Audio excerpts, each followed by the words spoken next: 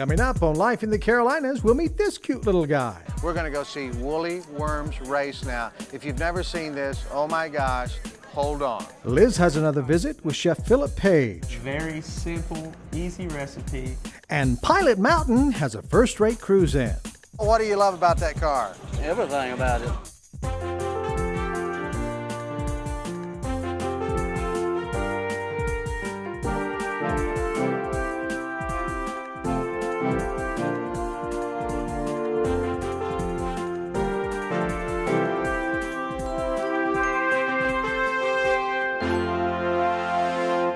Closed caption brought to you in part by MoxieCopy.com, America's source for reliable quality printing.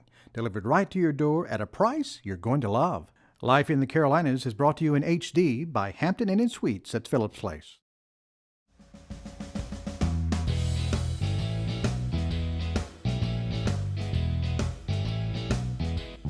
The Blue Ridge Parkway in the Carolinas is absolutely gorgeous in autumn. That's when the small town of Banner Elk becomes home to the world-famous Woolly Worm Festival, attracting kids and adults of all ages. For 35 years, visitors have enjoyed crafts, good food, rides, and live entertainment in this highland area. But the headliner of this festival is the cuddly, crawly woolly worm.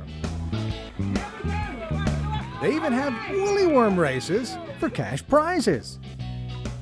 We're here at the 35th Annual Woolly Worm Festival in Banner Elk, and oh my gosh, there are a lot of people here having wonderful fun. Congratulations. Now, Mary Jo, what does the chairman do for the woolly worm? Do you catch the worms? Do you tame them? What do you do? I do not catch them, I do not tame them, but I do pay $1 a piece bounty for people who do find them and bring them to us. Folks, are you hearing this? There's big money in woolly worm hunting. Great, great. It's our Banner Elk PTA. Oh, this is these are the worm people. They've got the worms here. Okay, great. And they sell worms. All right, look at here. We got some help here. Okay. Look at that, everybody. Where do people find woolly worms? In their yards, in low-lying areas, wet areas, right. and then they come out in the morning and get a little sun, get a tan, and we pick them up and bring them in And for bring a bounty. and bring them in. I wonder if they'll be threatened by the size of this one. Look at that.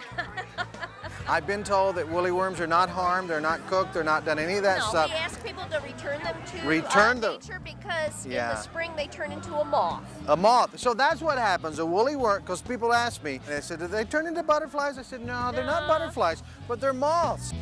Professor Joe Walsh from Lees McRae, and he's documenting the economic impact and the satisfaction rating for people who come to the Woolly Worm Festival. What we do is we compile percentages of people who, 97% of people are satisfied, So you got big numbers of happiness. Oh, yeah. We're going to go see Woolly Worms race now. If you've never seen this, oh my gosh, hold on. Come on, Professor. Do you know if the woolly worms are happy? I mean, are you able to figure that part out? Oh my gosh, there they are. These are the races, right? Wow, wow. We got to go up there and see. Good afternoon, Banner Elk. Are we enjoying this beautiful day? Yeah. Start them at the green, but not, uh-oh, we got some worms down. Start them at the green, but not above.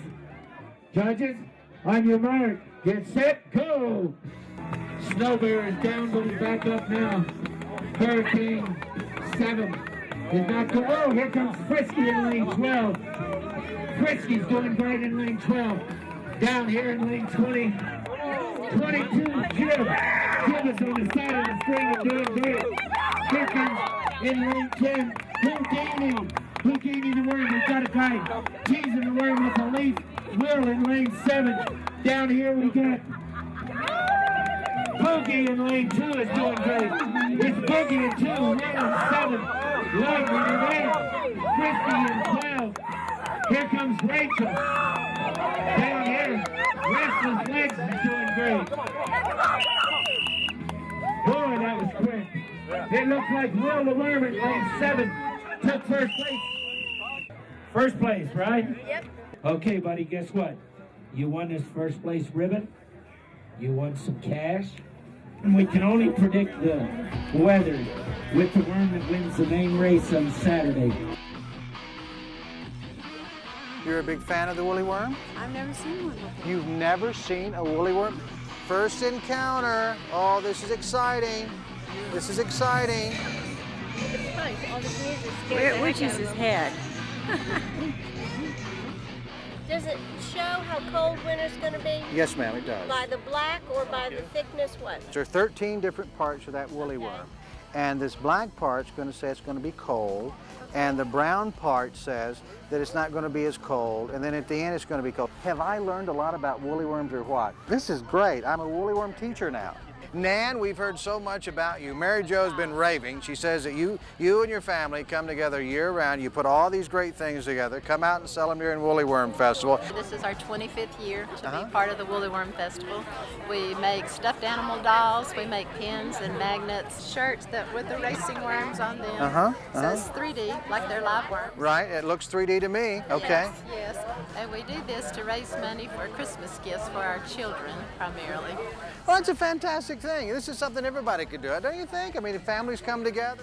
And the caterpillar turns into an Isabella tiger moth. So when you open it up, it becomes the moth. This is my educational toy. So Mary Jo, you're telling me about a jeweler, the Turtle Man. Turtle Man makes wonderful jewelry. I have a couple pieces that he has made. They're just beautiful pieces of jewelry. Wrapping around the stem, going up towards the top here, and I'm just going to do it like a wind-up toy. Oh, look at that. And what do you do to help your grandpa? Cut the wire. So every jeweler needs a wire cutter, and Paxton is the wire cutter for the Turtle Man, right? Right. There we go. Thank you. Great job, Paxton. This is part of a meteorite. Part of the Sautee meteorite. And it fell out of the sky, and you got your hands on some of it. Yep. And I mean, what kind of demand is there for this? People like it because it's got a very, even though it's from outer space, it's got a very earthy feel. Meteorites, right here with the Turtle Man. Meteorites, out of up there to down here, and you put it around people's necks. Absolutely. Wow. This is a new vendor we have this year. They're doing bubbles. Bubbles. Everybody likes bubbles. Everybody likes bubbles. Wow.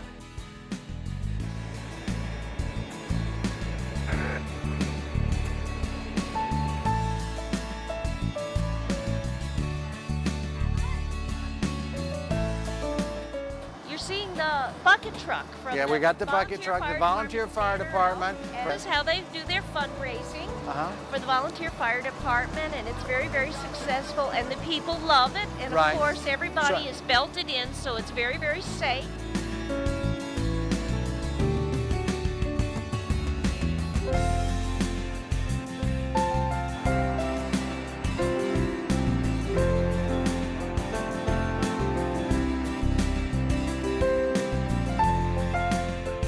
So when you come here, you want to make sure, when you come to the Woolly Worm Festival, you want to make sure that you support the Banner Elk Fire Department. This is their biggest fundraiser of the year, so you need to make sure you do that, okay? Exactly. All right. You guys in there? That was fun. You know, next year will be coming soon. Woolly Worm Festival will be coming up, and these folks need your woolly worms. They'll pay you $1 a piece, so bring them up to Banner Elk. See this lady, Mary Jo. She'll have cash in her trunk. Cash, yes. Cash, you can pay out cash, check, money orders, however you need it. And she'll take as many as you can bring her, up to 2,000. You might want to call her. 25 a person. 25 a person. 25 a person. That's right. 20. Spread the wealth. You know, we've had great fun here with had a Mary wonderful Jo day. at the Woolly Worm Festival. Come get your woolly worm fix on. But more than that, come enjoy a beautiful part of the Carolinas. Mary Jo, thank you so much. Thank you so much, It's Carl. so Wonderful great. time today with you. Thanks, Woolly Thank you for Worms. It's coming. been great spending time with you guys. It's fantastic. Whoops. Yep. Worm now. Woolly worm today and a moth tomorrow. Here we go.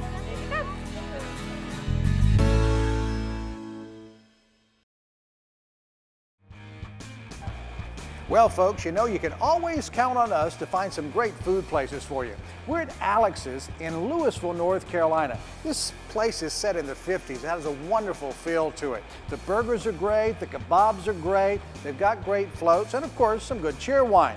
Well, Liz, she's in western North Carolina at the Balsam Mountain Inn with Chef Phillip Paige, and he's got another one of his great recipes to share with you. Chef Phillip is going to show us how to make a wonderful cornbread stuffing for any event. It's a pecan cornbread stuffing, but it is a very simple, easy recipe. So we're going to start off, I'm going to add my cornbread right here, and I'm just going to take it piece at a time. Okay. And I'm just going to crumble it up into my bowl right here.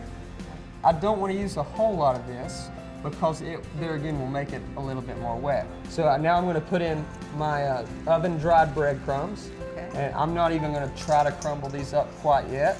Doesn't matter if it's white bread or wheat? I preferred white.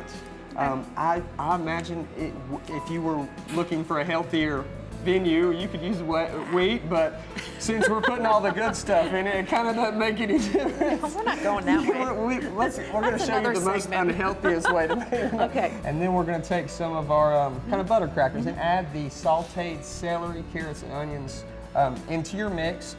And I used about a half of an onion because we have the onion in Lisa Shively's mix here. Okay. And typically you would use a whole onion and about 2 cups of celery and carrots combined. Okay. So I'm just going to mix that up a little bit. And then I'm going to go ahead and start putting some of our seasonings in here. I'm going to put a little bit of poultry seasoning. A little bit? About a tablespoon or a half a tablespoon. Okay. And then I'm just going to use just a little pinch of salt and a little pepper. And then we are going to sprinkle about a tablespoon. Better to have not enough than too much. Yes, exactly. And then I'm going to add a little bit of butter in here. So we just have the butter, we have the celery, we have the cornbread, the crackers, the oven-dried bread, and the seasoning in. Now we're going to add our wet mixture here. Now the wet, I kind of take it easy on. I have right here 5 beaten eggs. Okay. And that's going to be kind of the combining. The thing that glues it together. The glue that binds it together. Okay. So this is about 7 cups of chicken stock. I'm going to add half of this in at a time and mix it up, and then I'm going to gauge it from that. That way I can add the rest of my mix right there. Do you need to make your own chicken stock, or can you buy store-bought chicken stock? If you have already cooked your turkey, you can take the pan drippings from that. Okay. Mixing that up, I know I'm going to have to put more of my dry mixture in there to kind of.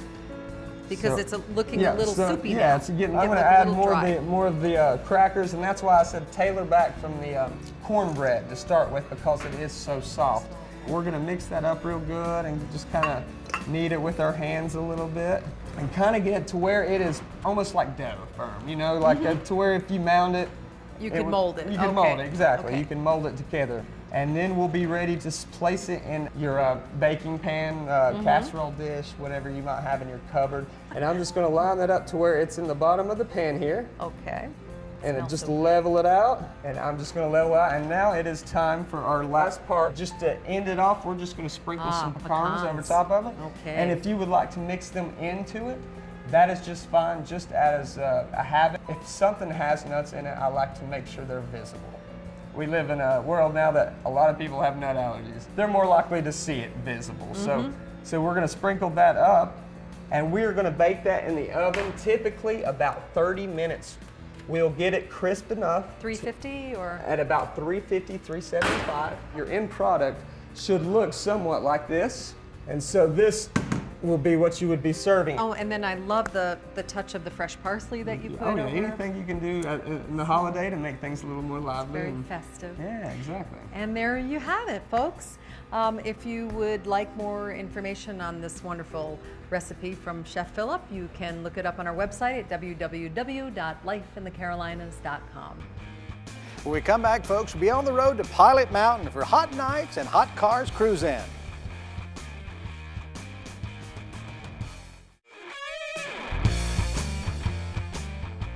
We're here in North Carolina for a fantastic CruiseIn.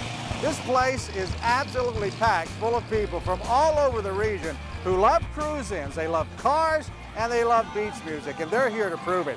This event's in its 7th year, and folks come from all over the region to celebrate this special part of Americana. Take a look at some of the sights and sounds of this exciting evening right here in the Carolinas.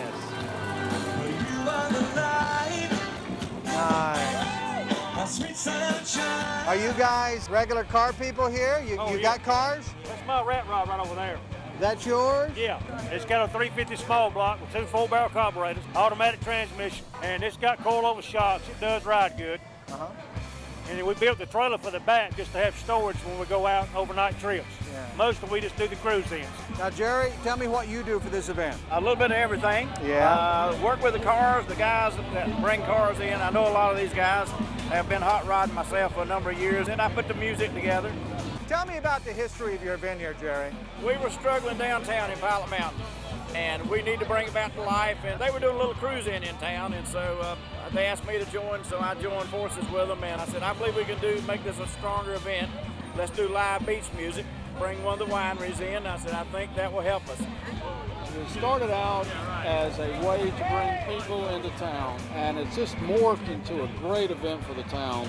It's gotten bigger and bigger each year. The first year we had it, we probably had 150 cars, and it's just grown exponentially since then. Wow. That's a good-looking car. Is that your car? No, I wish No. it was.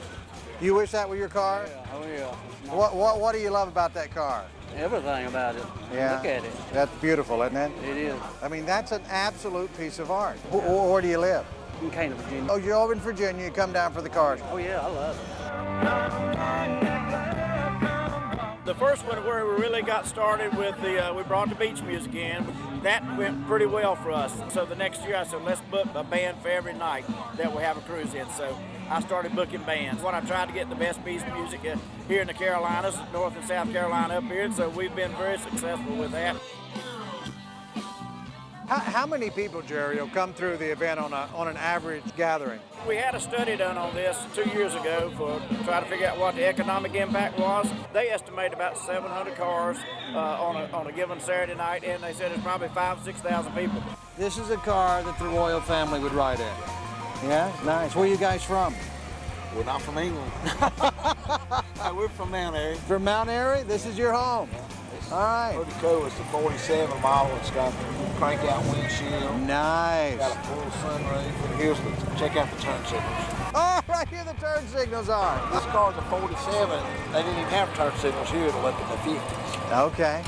So they were ahead of us a little bit. Pretty advanced. Yeah. Look at that. Check that out. All the interiors are original. The whole car's original. Paint's original. So here we are with the royal family of Mount Airy, right? Nice. Thanks, guys. Thanks. I appreciate that. Thank you.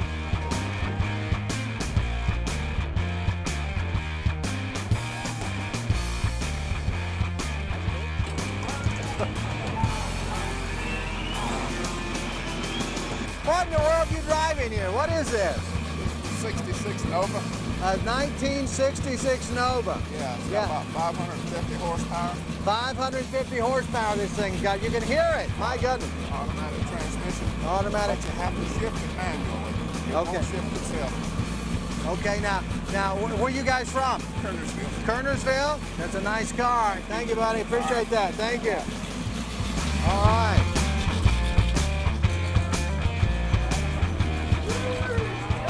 All I want to do is just wave. Hello! How y'all doing? Good to see you. Happy to see you. Good to see you. Are we on camera doing that? I think so. Should we do it again? Hey, let's put more into it. It's good to see you. Good to see you. Good to see you. It's great. Great. Things look great. You got anything new and exciting? Well, you got old new stuff. Yeah, what do you think I want? New stuff? No, not at all. Good to see you. Bye. Good to see you. What has this done for your town? I think it's increased our visibility a lot, and it's also helped out the merchants tremendously. Without this event, some of the merchants probably would not be here. Tell me what you love about this little town of yours. This man right here. Oh! You got good taste. And all my customers. What do I do with that? A woman with a good leathered up man. Well, a good leathered up woman with a good leathered up man. Good leathered. I know you're going to hit it, too. Well, here were some good friends at the CruiseIn. Man, has it been a fantastic night. What do you guys love about these cruise-ins? All the cars. It's good stuff, right? And the bikes. The cars. Now you guys are bikers, so you get on your bike right up and down the street as well? Oh, yeah. Yeah, you like the beach music? Love it. There's no ticket cost. The music is free, the event's free. So if you can get here, you can have a good time. Absolutely. You can have the best time in the world for no cost at all. It's been great. It's a lot of fun. I think the town's benefited. The economic impact has really been great for us. And it's not all about Pilot Mountain, it's about Surrey County as a whole.